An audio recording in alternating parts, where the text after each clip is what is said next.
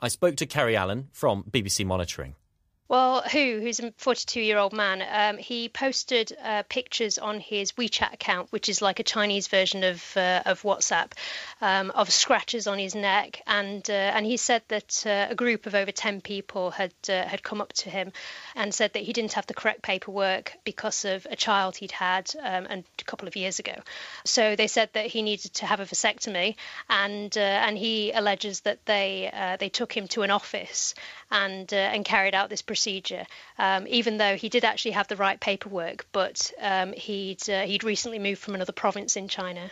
The way that this vasectomy, this sterilisation was carried out, it all sounds rather gruesome. It does, yes. A lot of people have been saying that on Sina Weibo, which is the Chinese version of Facebook or Twitter. There have been people saying that it was a savage method, and some people saying, for example, society is too dark. So lots of comments like that coming out on Chinese social media. Of course, there are some people who are asking why there's such a fuss about this case, given that they say that many more women have been forcibly sterilised. They're saying, why all this fuss over one man?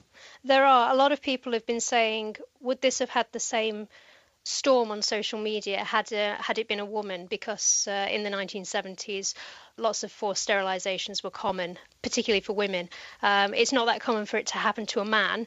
I mean, one person, for example, who got loads of comments on Sina Weibo said, why are people howling over one man's vasectomy? If this was a woman, would it be a different case?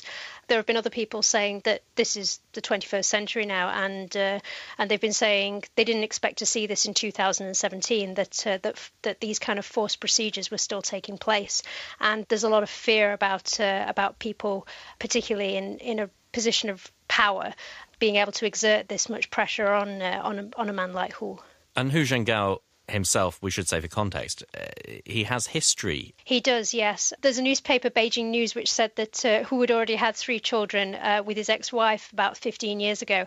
And back then, the one-child policy was still very strict. The newspaper said that his wife was sterilised back in 2000. For him, obviously, this wasn't the case because these kind of procedures are very rare when it comes to men. Kerry Allen.